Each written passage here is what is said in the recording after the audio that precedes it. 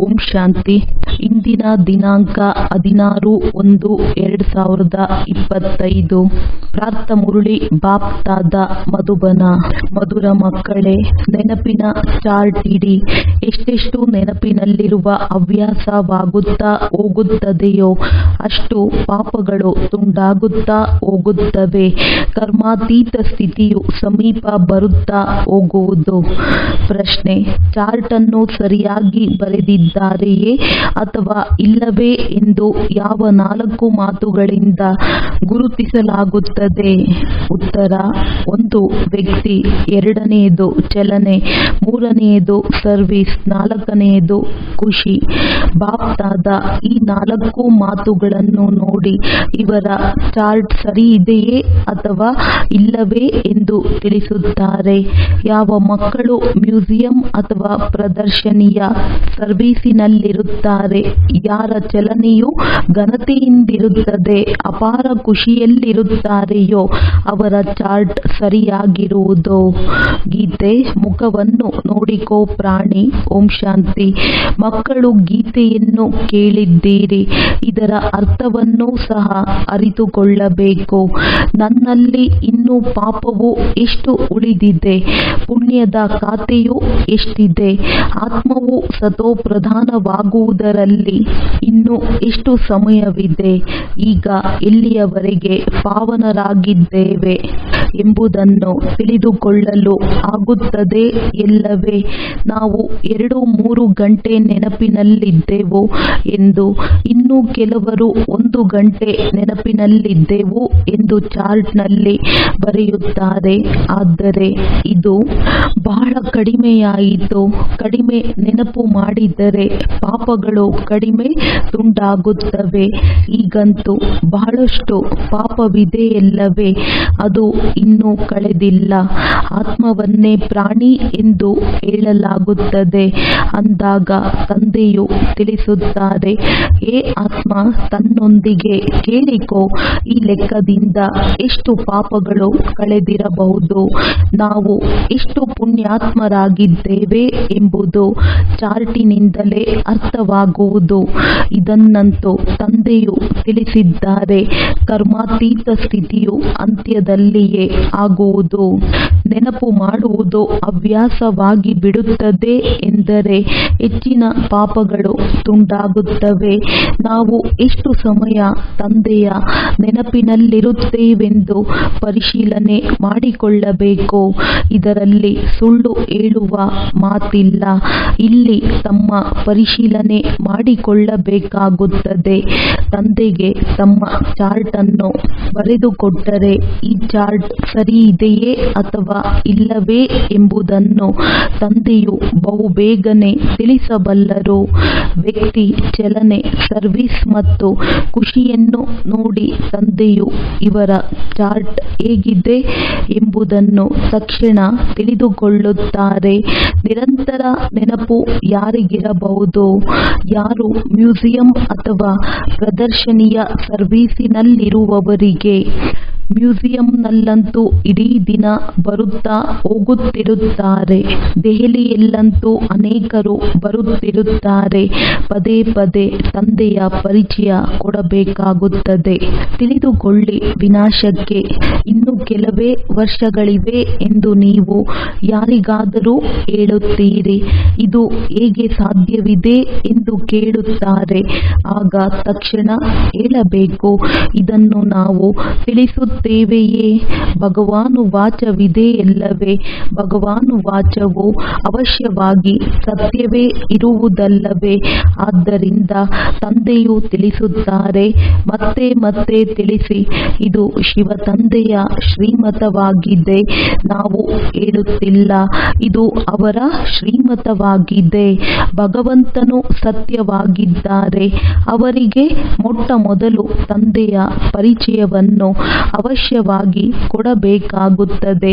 ಆದ್ದರಿಂದಲೇ ತಂದೆಯು ತಿಳಿಸಿದ್ದಾರೆ, ಪ್ರತಿಯೊಂದು ಚಿತ್ರದಲ್ಲಿ ಶಿವ ಭಗವಾನುವಾಚ ಎಂದು ಬರೆಯಿರಿ. ತಂದೆಯಂತೂ ನಿಖರವಾಗಿಯೇ ತಿಳಿಸುತ್ತಾರೆ.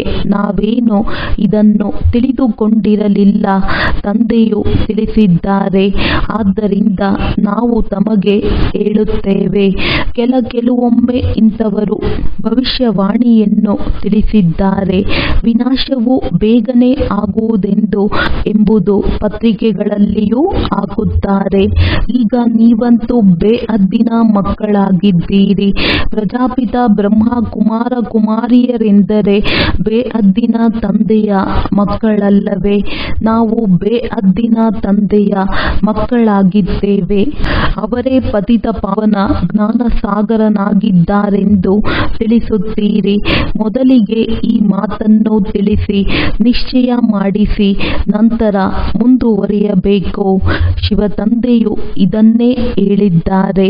ಯಾದವರು, ಕೌರವರು ಮೊದಲಾದವರು ವಿನಾಶಕಾಲೆ ವಿಪರೀತ ಬುದ್ಧಿಯವರು ಶಿವತಂದೆಯ ಹೆಸರನ್ನು ತೆಗೆದುಕೊಳ್ಳುತ್ತಿದ್ದರೆ ಇದರಲ್ಲಿ ಮಕ್ಕಳದ್ದು ಕಲ್ಯಾಣವಿದೆ. ಶಿವತಂದೆಯನ್ನೇ ನೆನಪು ಮಾಡುತ್ತಾ ಇರುತ್ತೀರಿ. ತಂದೆಯು ನಿಮಗೆ ಏನನ್ನು ತಿಳಿಸಿದ್ದಾರೆಯೋ ಅದನ್ನು ಅನ್ಯರಿಗೂ ತಿಳಿಸುತ್ತಾ ಇರಿ. ಅಂದಾಗ ಸರ್ವಿಸ್ ಮಾಡುವವರ ಚಾರ್ಟ್ ಚೆನ್ನಾಗಿರುತ್ತದೆ. ಇಡೀ ದಿನದಲ್ಲಿ 8 ಗಂಟೆಗಳ ಸಮಯ ಸರ್ವೀಸಿನಲ್ಲಿ ತತ್ಪರರಾಗಿರುತ್ತಾರೆ. ಹೆಚ್ಚೆಂದರೆ 1 ಗಂಟೆ ವಿಶ್ರಾಂತಿಯನ್ನು ತೆಗೆದುಕೊಳ್ಳುತ್ತಾರೆ. ಆದರೂ ಸಹ ಇನ್ನು 7 ಗಂಟೆಗಳ ಸಮಯ ಸರ್ವೀಸಿನಲ್ಲಿರುತ್ತಾರಲ್ಲವೇ? ಅಂದಾಗ ತಿಳಿಯಬೇಕು, ಅವರ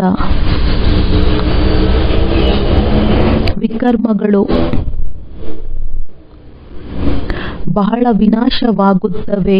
ಅನೇಕರಿಗೆ ಪದೇ ಪದೇ ತಂದೆಯ ಪರಿಚಯ ಕೊಡುತ್ತಾರೆಂದರೆ ಅವಶ್ಯವಾಗಿ ಅಂತಹ ಸೇವಾದಾರಿ ಮಕ್ಕಳು ತಂದೆಗೂ ಪ್ರಿಯರಾಗುತ್ತಾರೆ.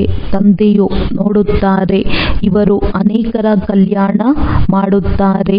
ರಾತ್ರಿ ಹಗಲು ಇವರಿಗೆ ನಾವು ಅನೇಕರ ಕಲ್ಯಾಣ ಮಾಡಬೇಕೆಂಬ ಚಿಂತನೆಯೇ ಇದೆ.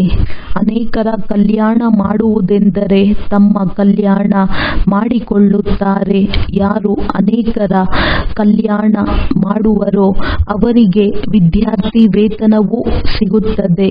ಮಕ್ಕಳ ಕರ್ತವ್ಯವೇ ಆಗಿದೆ ಶಿಕ್ಷಕರಾಗಿ ಅನೇಕರಿಗೆ ಮಾರ್ಗವನ್ನು ತಿಳಿಸಬೇಕು. ಮೊದಲು ಈ ಜ್ಞಾನವನ್ನು ಪೂರ್ಣ ಧಾರಣೆ ಮಾಡಬೇಕು. ಅನ್ಯರ ಕಲ್ಯಾಣ ಮಾಡಲಿಲ್ಲವೆಂದರೆ ಇವರ ಅದೃಷ್ಟದಲ್ಲಿಲ್ಲವೆಂದು ತಿಳಿಯಲಾಗುತ್ತದೆ. ಬಾಬಾ ನಮ್ಮನ್ನು ನೌಕರಿಯಿಂದ ಬಿಡಿಸಿ ನಾವು ಈ ಸೇವೆಯಲ್ಲಿ ತೊಡಗಬೇಕೆಂದು ಮಕ್ಕಳು ಹೇಳುತ್ತಾರೆ. ತಂದೆಯೂ ಸಹ ನೋಡುತ್ತಾರೆ, ಅವಶ್ಯವಾಗಿ ಸೇವೆಗೆ ಯೋಗ್ಯರು ಮತ್ತು ಬಂಧನ ಮುಕ್ತರಾಗಿದ್ದರೆ ಬಲೆ 500,000 ರೂಗಳನ್ನು ಸಂಪಾದಿಸುವುದಕ್ಕಿಂತ ಈ ಸೇವೆಯಲ್ಲಿ ತೊಡಗಿ ಅನೇಕರ ಕಲ್ಯಾಣ ಮಾಡಿ ಎಂದು ಹೇಳುತ್ತಾರೆ. ಆದರೆ ಬಂಧನ ಮುಕ್ತರಾಗಿದ್ದರೆ ಮಾತ್ರ. ಅದರಲ್ಲಿಯೂ ತಂದೆಯು ಸೇವಾದಾರಿಗಳನ್ನು ನೋಡಿ ಸಲಹೆ ನೀಡುತ್ತಾರೆ. ಸೇವಾದಾರಿ ಮಕ್ಕಳನ್ನಂತೂ ಸೇವೆ ಇದ್ದಲ್ಲಿ ಕರೆಯುತ್ತಿರುತ್ತಾರೆ. ಶಾಲೆಯಲ್ಲಿ ವಿದ್ಯಾರ್ಥಿಗಳು ಓದುತ್ತಾರಲ್ಲವೇ? ಇದು ಸಹ ವಿದ್ಯೆಯಾಗಿದೆ. ಇದು ಯಾವುದೇ ಸಾಮಾನ್ಯ ಮತವಲ್ಲ. ಸತ್ ಎಂದರೆ ಸತ್ಯವನ್ನೇ ಹೇಳುವವರು. ನಾವು ಶ್ರೀಮತದನುಸಾರ ತಮಗೆ ಇದನ್ನು ತಿಳಿಸುತ್ತೇವೆ. ಈಗಲೇ ನಿಮಗೆ ಈಶ್ವರನ ಮತವು ಸಿಗುತ್ತದೆ. ತಂದೆಯು ತಿಳಿಸುತ್ತಾರೆ, ಮಕ್ಕಳೇ, ನೀವು ಹಿಂತಿರುಗಿ ಹೋಗಬೇಕಾಗಿದೆ. ಈಗ ಬೇಅದ್ದಿನ ಸುಖದ ಆಸ್ತಿಯನ್ನು ತೆಗೆದುಕೊಳ್ಳಿ. ಕಲ್ಪ ಕಲ್ಪವೂ ನಿಮಗೆ ಆಸ್ತಿಯು ಸಿಗುತ್ತಾ ಬಂದಿದೆ. ಏಕೆಂದರೆ ಸ್ವರ್ಗದ ಸ್ಥಾಪನೆಯಂತೂ ಕಲ್ಪ ಕಲ್ಪವೂ ಆಗುತ್ತದೆ ಎಲ್ಲವೇ? ಇದು 5,000 ವರ್ಷಗಳ ಸೃಷ್ಟಿ ಚಕ್ರವೆಂದು ಯಾರಿಗೂ ತಿಳಿದಿಲ್ಲ. ಮನುಷ್ಯರು ಸಂಪೂರ್ಣ ಅಂಧಕಾರದಲ್ಲಿದ್ದಾರೆ. ಆದರೆ ನೀವೀಗ ಬೆಳಕಿನಲ್ಲಿ ಕುಳಿತಿದ್ದೀರಿ. ತಂದೆಯೇ ಸ್ವರ್ಗದ ಸ್ಥಾಪನೆಯನ್ನು ಮಾಡುತ್ತಾರೆ. ಗಾಯನವೂ ಇದೆ. ಬಿದಿರಿನ ಕಾಡಿಗೆ ಬೆಂಕಿಯು ಬಿದ್ದಾಗ ಅಜ್ಞಾನ ನಿದ್ರೆಯಲ್ಲಿ ಮಲಗಿದ್ದರೆಂದು ನೀವು ಮಕ್ಕಳೇ ತಿಳಿದುಕೊಂಡಿದ್ದೀರಿ. ಬೇಹದ್ದಿನ ತಂದೆಯು ಜ್ಞಾನಸಾಗರನಾಗಿದ್ದಾರೆ. ಸರ್ವಶ್ರೇಷ್ಠ ತಂದೆಯ ಕರ್ತವ್ಯವು ಶ್ರೇಷ್ಠವಾಗಿದೆ. ಅಂದರೆ ಈಶ್ವರನು ಸಮರ್ಥನಾಗಿದ್ದಾರೆ. ಏನನ್ನು ಬೇಕಾದರೂ ಮಾಡಬಲ್ಲರು ಎಂದಲ್ಲ. ಈ ನಾಟಕವು ಅನಾದಿಯಾಗಿ ಮಾಡಲ್ಪಟ್ಟಿದೆ. ಇದರಲ್ಲಿ ಎಲ್ಲವೂ ನಾಟಕದನುಸಾರವೇ ನಡೆಯುತ್ತದೆ. ಯುದ್ಧಗಳಲ್ಲಿ ಅನೇಕರು ಸಾವನ್ನಪ್ಪುತ್ತಾರೆ. ಇದು ಸಹ ನಾಟಕದಲ್ಲಿ ಪೂರ್ವ ನಿಶ್ಚಿತವಾಗಿದೆ. ಇದರ ಮೇಲೆ ಭಗವಂತನನ್ನೇನು ಮಾಡಲು ಸಾಧ್ಯ? ಭೂಕಂಪವಾದರೆ ಏ ಭಗವಂತ ಎಂದು ಎಷ್ಟೊಂದು ಚೀರಾಡುತ್ತಾರೆ. ಆದರೆ ಇದಕ್ಕೆ ಭಗವಂತ ಏನು ಮಾಡಬಲ್ಲರು? ಬಂದು ಹಳೆಯ ಪ್ರಪಂಚದ ವಿನಾಶ ಮಾಡಿ ಎಂದು ನೀವೇ ಭಗವಂತನನ್ನು ಕರೆದಿದ್ದೀರಿ. ಹೊಸ ಪ್ರಪಂಚದ ಸ್ಥಾಪನೆ ಮಾಡಿ ಪತಿತ ಪ್ರಪಂಚವನ್ನು ಸಮಾಪ್ತಿ ಮಾಡಿ ಎಂದು ಪತಿತ ಪ್ರಪಂಚದಲ್ಲಿಯೇ ಕರೆದಿರಿ. ನಾನು ವಿನಾಶ ಮಾಡುವುದಿಲ್ಲ. ಆದರೆ ಇದು ನಾಟಕದಲ್ಲಿ ಮೊದಲೇ ನಿಗದಿಯಾಗಿದೆ. ಇಲ್ಲಿ ರಕ್ತದೋಕುಳಿಯ ಆಟವಾಗುತ್ತದೆ. ಇದರಲ್ಲಿ ಯಾರನ್ನೂ ರಕ್ಷಿಸುವ ಮಾತೇ ಇಲ್ಲ. ಪಾವನ ಪ್ರಪಂಚವನ್ನಾಗಿ ಮಾಡಿ ಎಂದು ನೀವು ಮಕ್ಕಳೇ ಹೇಳುತ್ತೀರಿ. ಅಂದಾಗ ಅವಶ್ಯವಾಗಿ ಪತಿತ ಆತ್ಮಗಳು ಹೋಗಬೇಕಲ್ಲವೇ? ಆದರೆ ಈ ರಹಸ್ಯವನ್ನು ಯಾರೂ ತಿಳಿದುಕೊಂಡಿಲ್ಲ. ಭಗವಂತನು ಯಾರೂ ಶ್ರೀಮತದ ಅರ್ಥವೇನೆಂಬುದನ್ನು ಅರಿತುಕೊಂಡಿಲ್ಲ. ಯಾರ ಮಕ್ಕಳಾದರೂ ಸರಿಯಾಗಿ ಓದಲಿಲ್ಲವೆಂದರೆ ನೀವು ಕಲ್ಲು ಬುದ್ಧಿಯವರು ಎಂದು ತಂದೆ ತಾಯಿಯೂ ಹೇಳುತ್ತಾರೆ. ಸತ್ಯಯುಗದಲ್ಲಿ ಈ ರೀತಿ ಹೇಳುವುದಿಲ್ಲ. ಕಲಿಯುಗದಲ್ಲಿಯೇ ಕಲ್ಲು ಬುದ್ಧಿಯವರಾಗಿದ್ದಾರೆ. ಇಲ್ಲಿ ಯಾರೂ ಸಹ ಪಾರಸ ಬುದ್ಧಿಯವರು ಇರಲು ಸಾಧ್ಯವಿಲ್ಲ. ಈಗ ನೋಡಿ, ಮನುಷ್ಯರು ಏನನ್ನೋ ಮಾಡುತ್ತಿರುತ್ತಾರೆ. ಒಂದು ಹೃದಯವನ್ನು ತೆಗೆದು ಇನ್ನೊಂದು ಹಾಕುತ್ತಾರೆ. ಬಲೆ ಇಷ್ಟು ಪರಿಶ್ರಮ ಪಟ್ಟು ಮಾಡಿದರು. ಆದರೆ ಇದರಿಂದೇನು ಪ್ರಯೋಜನ? ಹೆಚ್ಚೆಂದರೆ ಕೆಲವೊಂದು ದಿನಗಳವರೆಗೆ ಬದುಕಿರಬಹುದಷ್ಟೇ. ಅನೇಕರು ರಿದ್ದಿ ಸಿದ್ಧಿಯನ್ನು ಕಲಿತು ಬರುತ್ತಾರೆ. ಅದರಿಂದಲೂ ಪ್ರಯೋಜನವಿಲ್ಲ. ಬಂದು ನಮ್ಮನ್ನು ಪಾವನ ಪ್ರಪಂಚದ ಮಾಲೀಕರನ್ನಾಗಿ ಮಾಡಿ. ನಾವು ಪತಿತ ಪ್ರಪಂಚದಲ್ಲಿದ್ದು ಬಹಳ ದುಃಖಿಯಾಗಿದ್ದೇವೆ ಎಂದೇ ಭಗವಂತನನ್ನು ನೆನಪು ಮಾಡುತ್ತಾರೆ. ಸತ್ಯಯುಗದಲ್ಲಿ ಯಾವುದೇ ರೋಗ ಶೋಕದ ಮಾತಿಲ್ಲ. ಈಗ ತಂದೆಯ ಮೂಲಕ ನೀವು ಎಷ್ಟು ಶ್ರೇಷ್ಠ ಪದವಿಯನ್ನು ಪಡೆಯುತ್ತೀರಿ. ಇಲ್ಲಿಯೂ ಸಹ ಮನುಷ್ಯರು ವಿದ್ಯೆಯ ಆಧಾರದಿಂದಲೇ ಉತ್ತಮ ಪದವಿಯನ್ನು ಪಡೆಯುತ್ತಾರೆ. ಬಹಳ ಖುಷಿಯಲ್ಲಿರುತ್ತಾರೆ. ಆದರೆ ನೀವು ಮಕ್ಕಳು ತಿಳಿದುಕೊಂಡಿದ್ದೀರಿ. ಎಲ್ಲರೂ ಇಲ್ಲಿ ಇನ್ನೂ ಸ್ವಲ್ಪ ದಿನಗಳೇ ಜೀವಿಸುತ್ತಾರೆ. ಎಲ್ಲರ ತಲೆಯ ಮೇಲೆ ಬಹಳಷ್ಟು ಪಾಪದ ಹೊರೆ ಇದೆ. ಬಹಳ ಶಿಕ್ಷೆಗಳನ್ನನುಭವಿಸುತ್ತಾರೆ. ತಮ್ಮನ್ನು ಪತಿತರೆಂದಂತೂ ಹೇಳುತ್ತಾರಲ್ಲವೇ? ಆದರೆ ವಿಕಾರದಲ್ಲಿ ಹೋಗುವುದು ಪಾಪವೆಂದು ತಿಳಿಯುವುದಿಲ್ಲ. ಇದರಿಂದ ಪಾಪಾತ್ಮರೇ ಆಗುತ್ತಾರೆ. ಗೃಹಸ್ಥ ಆಶ್ರಮವಂತೂ ಅನಾದಿಯಿಂದಲೇ ನಡೆಯುತ್ತಾ ಬಂದಿದೆ ಎಂದು ಹೇಳುತ್ತಾರೆ. ಆದ್ದರಿಂದ ಅವರಿಗೆ ತಿಳಿಸಬೇಕು. ಸತ್ಯ ತ್ರೇತಾಯುಗದಲ್ಲಿ ಪವಿತ್ರ ಗೃಹಸ್ಥ ಆಶ್ರಮವಿತ್ತು. ಪಾಪಾತ್ಮರಿರಲಿಲ್ಲ. ಇಲ್ಲಿ ಪಾಪಾತ್ಮರಿದ್ದಾರೆ. ಆದ್ದರಿಂದಲೇ ಬಹಳ ದುಃಖಿಯಾಗಿದ್ದಾರೆ. ಮತ್ತು ಇಲ್ಲಿ ಅಲ್ಪಕಾಲದ ಸುಖವಿದೆ. ರೋಗವು ಬಂದಿತೆಂದರೆ ಶರೀರವನ್ನು ಬಿಡುತ್ತಾರೆ. ಮೃತ್ಯುವಂತೂ ಬಾಯಿ ತೆರೆದು ನಿಂತಿದೆ. ಆಕಸ್ಮಿಕವಾಗಿ ಹೃದಯಾಘಾತಕ್ಕೊಳಗಾಗುತ್ತಾರೆ. ಇಲ್ಲಿಯ ಸುಖವೇ ಕಾಗವಿಷ್ಟ ಸಮಾನವಾಗಿದೆ. ಸತ್ಯಯುಗದಲ್ಲಿ ನಿಮಗೆ ಅಪಾರ ಸುಖವಿರುತ್ತದೆ. ನೀವು ಇಡೀ ವಿಶ್ವದ ಮಾಲೀಕರಾಗುತ್ತೀರಿ. ಅಲ್ಲಿ ಯಾವುದೇ ಪ್ರಕಾರದ ದುಃಖವಿರುವುದಿಲ್ಲ. ಹೆಚ್ಚಿನ ಬಿಸಿಲಾಗಲಿ ಚಳಿಯಾಗಲಿ ಇರುವುದಿಲ್ಲ. ಸದಾ ವಸಂತ ಋತುವಿರುತ್ತದೆ. ಅಲ್ಲಿನ ತತ್ವಗಳು ಸಹ ನಿಮ್ಮ ಆದೇಶದಂತೆ ನಡೆಯುತ್ತದೆ. ಸ್ವರ್ಗವಂತೂ ಸ್ವರ್ಗವೇ ಆಗಿದೆ. ಅಲ್ಲಿಗೂ ಮತ್ತು ಇಲ್ಲಿನದ್ದಕ್ಕೂ ರಾತ್ರಿ ಹಗಲಿನ ಅಂತರವಿದೆ. ನೀವು ಸ್ವರ್ಗದ ಸ್ಥಾಪನೆ ಮಾಡುವುದಕ್ಕಾಗಿಯೇ ತಂದೆಯನ್ನು ಕರೆಯುತ್ತೀರಿ. ತಂದೆಯೇ ಬಂದು ಪಾವನ ಪ್ರಪಂಚವನ್ನು ಸ್ಥಾಪನೆ ಮಾಡಿ ನಮ್ಮನ್ನು ಪಾವನರನ್ನಾಗಿ ಮಾಡಿ. ಪ್ರತಿಯೊಂದು ಚಿತ್ರದ ಮೇಲೆ ಶಿವ ಭಗವಾನುವಾಚ ಎಂದು ಬರೆದಿರಲಿ. ಇದರಿಂದ ಪದೇ ಪದೇ ಶಿವ ತಂದೆಯ ನೆನಪು ಬರುವುದು. ಜ್ಞಾನವನ್ನು ತಿಳಿಸುತ್ತಾ ಇರುತ್ತೀರಿ.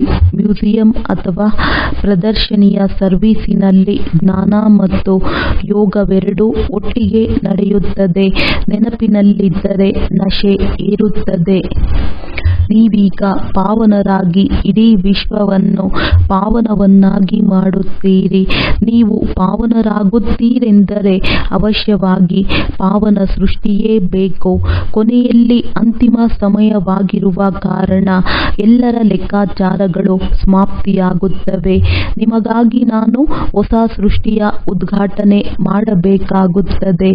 ಮತ್ತೆ ಅನೇಕ ಸೇವಾ ಕೇಂದ್ರಗಳನ್ನು ತೆರೆಯುತ್ತೀರಿ. ಪವಿತ್ರರನ್ನಾಗಿ ಮಾಡಲು ಹೊಸ ಪ್ರಪಂಚ ಸತ್ಯಯುಗದ ಬುನಾದಿಯನ್ನು ತಂದೆಯ ವಿನಃ ಮತ್ಯಾರೂ ಹಾಕಲು ಸಾಧ್ಯವಿಲ್ಲ. ಅಂದ ಮೇಲೆ ತಂದೆಯನ್ನು ಎಷ್ಟೊಂದು ನೆನಪು ಮಾಡಬೇಕೋ. ನೀವು ಮ್ಯೂಸಿಯಂ ಮುಂತಾದವುಗಳ ಉದ್ಘಾಟನೆಯನ್ನು ಗಣ್ಯ ವ್ಯಕ್ತಿಗಳಿಂದ ಮಾಡಿಸುತ್ತೀರೆಂದರೆ ಹೆಚ್ಚಿನ ಸೇವೆಯಾಗುವುದು. ಇವರೂ ಸಹ ಇಲ್ಲಿ ಬರುತ್ತಾರೆ ಎಂದು ಮನುಷ್ಯರು ತಿಳಿಯುತ್ತಾರೆ. ನೀವು ಬರೆದುಕೊಡಿ, ನಾವು ಮಾತನಾಡುತ್ತೇವೆಂದು ಕೆಲವರು ಹೇಳುತ್ತಾರೆ. ಆದರೆ ಅದು ಸಹ ತಪ್ಪಾಯಿತು.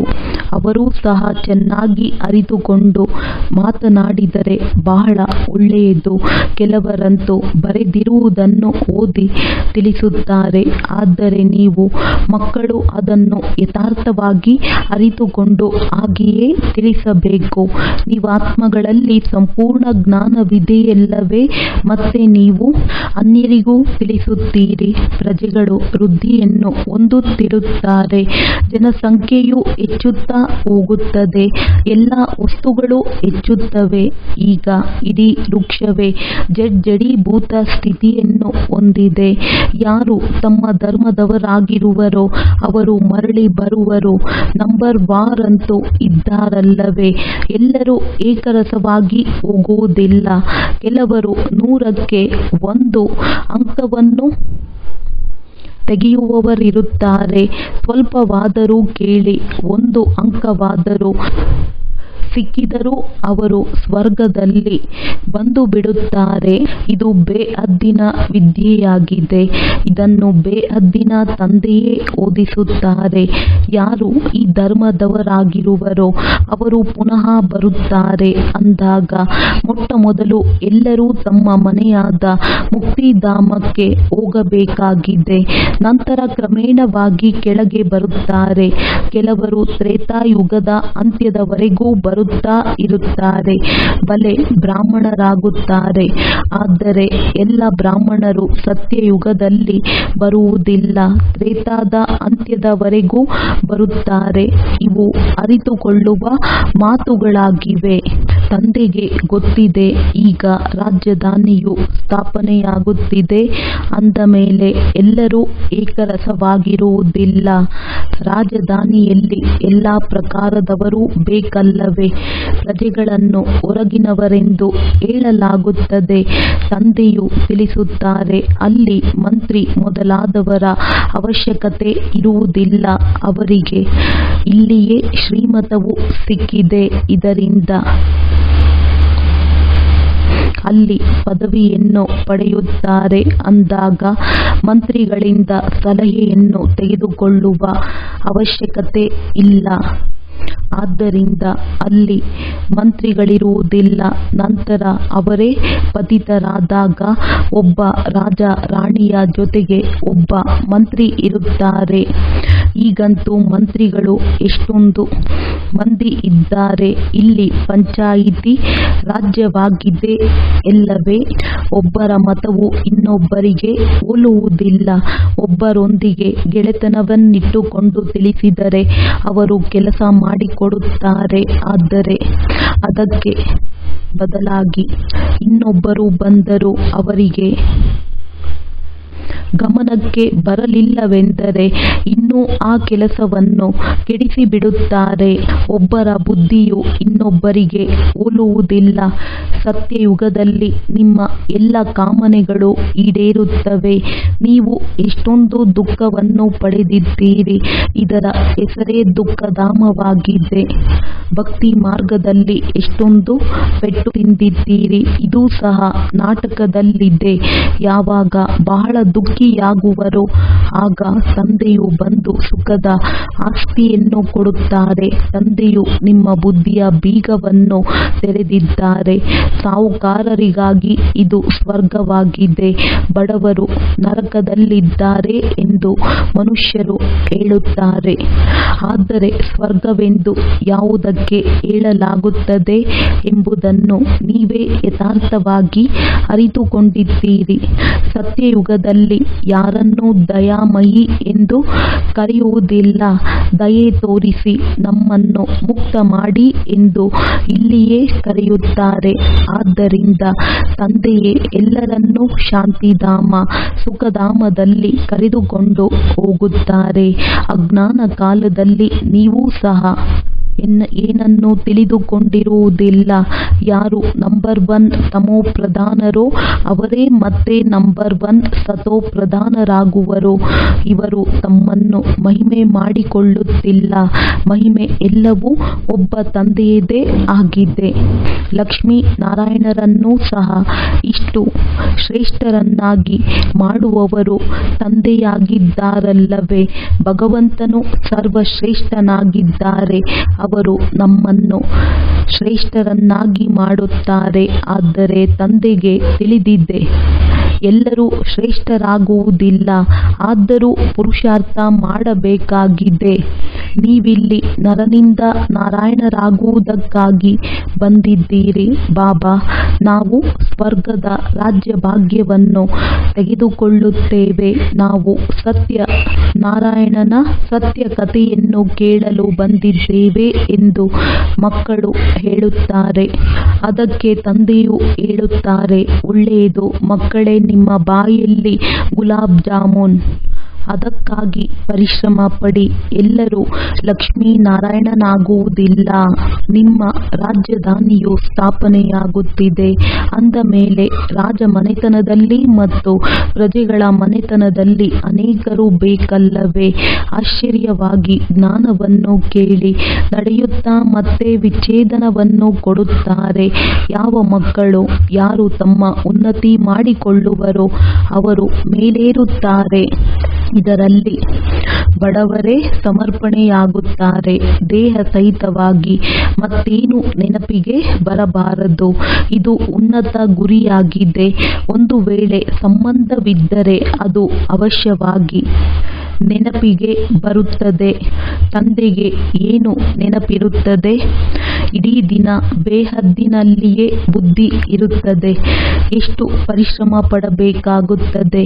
ತಂದೆಯು ತಿಳಿಸುತ್ತಾರೆ, ನನ್ನ ಮಕ್ಕಳಲ್ಲಿಯೂ ಸಹ ಉತ್ತಮರು, ಮಧ್ಯಮರು, ಕನಿಷ್ಠರು ಇರುತ್ತಾರೆ.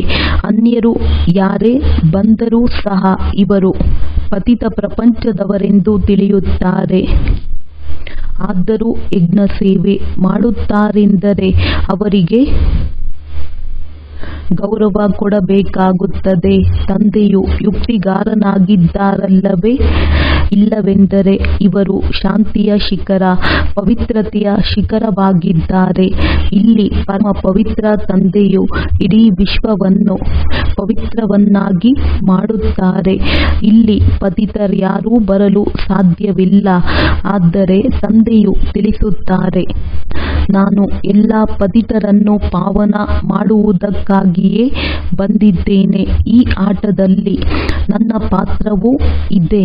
ಒಳ್ಳೆಯದು, ಮಧುರ ಅಗಲಿ ಹೋಗಿ ಮರಳಿ ಸಿಕ್ಕಿರುವಂತಹ ಮಕ್ಕಳಿಗೆ ಪ್ರೀತಿಯ ಮಾತಾಪಿತಾ ಬಾಪ್ ದಾದಾರವರ ನೆನಪು, ಪ್ರೀತಿ ಹಾಗೂ ನಮಸ್ತೆ. ಆತ್ಮೀಯ ಮಕ್ಕಳಿಗೆ ಆತ್ಮೀಯ ತಂದೆಯ ನಮಸ್ತೆ. ಧಾರಣೆಗಾಗಿ ಮುಖ್ಯ ಸಾರ: ತಮ್ಮ ಚಾರ್ಟ್ ಅನ್ನು ನೋಡಿಕೊಳ್ಳುತ್ತಾ ಪರಿಶೀಲನೆ ಮಾಡಿಕೊಳ್ಳಬೇಕು. ಪುಣ್ಯದ ಖಾತೆಯು ಎಷ್ಟು ಜಮಾ ಆಗಿದೆ, ಆತ್ಮವು ಎಷ್ಟು ಸತೋಪ್ರಧಾನವಾಗಿದೆ. ನೆನಪಿನಲ್ಲಿದ್ದು ಎಲ್ಲ ಲೆಕ್ಕಾಚಾರಗಳನ್ನು ಸಮಾಪ್ತಿ ಮಾಡಿಕೊಳ್ಳಬೇಕಾಗಿದೆ. ವಿದ್ಯಾರ್ಥಿ ವೇತನವನ್ನು ಪಡೆಯಲು ಸೇವಾದಾರಿಗಳಾಗಿ ಅನೇಕರ ಕಲ್ಯಾಣ ಮಾಡಬೇಕಾಗಿದೆ. ತಂದೆಗೆ ಪ್ರಿಯರಾಗಬೇಕಾಗಿದೆ. ಶಿಕ್ಷಕರಾಗಿ ಅನೇಕರಿಗೆ ಮಾರ್ಗವನ್ನು ತೋರಿಸಬೇಕಾಗಿದೆ. ವರದಾನ: ತಮ್ಮ ಫರಿಷ್ಠೆ ಸ್ವರೂಪದ ಮೂಲಕ ಸರ್ವರಿಗೆ ಆಸ್ತಿಯ ಅಧಿಕಾರ ಕೊಡಿಸುವಂತಹ ಆಕರ್ಷಣೆ ಮೂರ್ತಭವ. ಫರಿಷ್ಠೆ ಸ್ವರೂಪದ ಇಂತಹ ಹೊಳಪಿನ ವಸ್ತ್ರ ಧಾರಣೆ ಮಾಡಿ ಯಾವುದು ದೂರದವರೆಗೆ ಆತ್ಮರನ್ನು ತಮ್ಮ ಕಡೆ ಆಕರ್ಷಿತರನ್ನಾಗಿ ಮಾಡಿ ಮತ್ತು ಸರ್ವರನ್ನು ಭಿಕಾರಿತನದಿಂದ ಬಿಡಿಸಿ ಆಸ್ತಿಗೆ ಅಧಿಕಾರಿಯನ್ನಾಗಿ ಮಾಡಿ. ಇದಕ್ಕಾಗಿ ಜ್ಞಾನ ಮೂರ್ತ, ನೆನಪಿನ ಮೂರ್ತ ಮತ್ತು ಸರ್ವ ದಿವ್ಯ ಗುಣಮೂರ್ತರಾಗಿ ಆರುವ ಕಲೆಯಲ್ಲಿ ಸ್ಥಿತರಾಗುವ ಅಭ್ಯಾಸ ಹೆಚ್ಚಿಸುತ್ತಾ ಹೋಗಿ. ನಿಮ್ಮ ಆರುವ ಕಲೆಯೇ ಸರ್ವರನ್ನು ನಡೆಯುತ್ತಾ ತಿರುಗಾಡುತ್ತಾ ಫರಿಷ್ಠಾ ಸೋ ದೇವತಾ ಸ್ವರೂಪದ ಸಾಕ್ಷಾತ್ಕಾರ ಮಾಡಿಸುವುದು. ಇದೇ ವಿಧಾತ ವರದಾತತನದ ಸ್ಥಿತಿಯಾಗಿದೆ. ಸ್ಲೋಗನ್: ಅನ್ಯರ ಮನಸ್ಸಿನ ಭಾವನೆಗಳನ್ನು ತಿಳಿದುಕೊಳ್ಳಲು ಸದಾ ಮನ್ಮನಾಭವದ ಸ್ಥಿತಿಯಲ್ಲಿ ಸ್ಥಿತರಾಗಿ ತಮ್ಮ ಶಕ್ತಿಶಾಲಿ ಮನಸ್ಸ ಮೂಲಕ ಸಕಾಶ ಕೊಡುವ ಸೇವೆಯನ್ನು ಮಾಡಿರಿ. ಮನಸ್ಸ ಶಕ್ತಿಯ ದರ್ಪಣವಾಗಿದೆ. ಮಾತು ಮತ್ತು ಕರ್ಮ: ಅಜ್ಞಾನಿ ಆತ್ಮಗಳು ಜ್ಞಾನಿ ಆತ್ಮಗಳು ಇಬ್ಬರ ಸಂಬಂಧ ಸಂಪರ್ಕದಲ್ಲಿ ಮಾತು ಮತ್ತು ಕರ್ಮ ಶುಭ ಭಾವನೆ, ಶುಭ ಕಾಮನೆ ಉಳ್ಳದ್ದಾಗಿರಲಿ. ಯಾರ ಮನಸ್ಸ ಶಕ್ತಿಶಾಲಿ ಅಥವಾ ಶುಭವಾಗಿರುತ್ತದೆ ಅವರ ವಾಚ ಮತ್ತು ಕರ್ಮಣ ಸ್ವತಃವೇ ಶಕ್ತಿಶಾಲಿ, ಶುದ್ಧವಾಗಿರುತ್ತದೆ, ಶುಭ ಭಾವನೆ ಉಳ್ಳದ್ದಾಗಿರುತ್ತದೆ. ಮನಸ್ಸ ಶಕ್ತಿಶಾಲಿ ಅರ್ಥಾತ್ ನೆನಪಿನ ಶಕ್ತಿ ಶ್ರೇಷ್ಠವಾಗಿರುತ್ತದೆ, ಶಕ್ತಿಶಾಲಿಯಾಗಿರುತ್ತದೆ, ಸಹಜ ಯೋಗಿಯಾಗಿರುತ್ತಾರೆ. ಒಳ್ಳೆಯದು. ಓಂ ಶಾಂತಿ.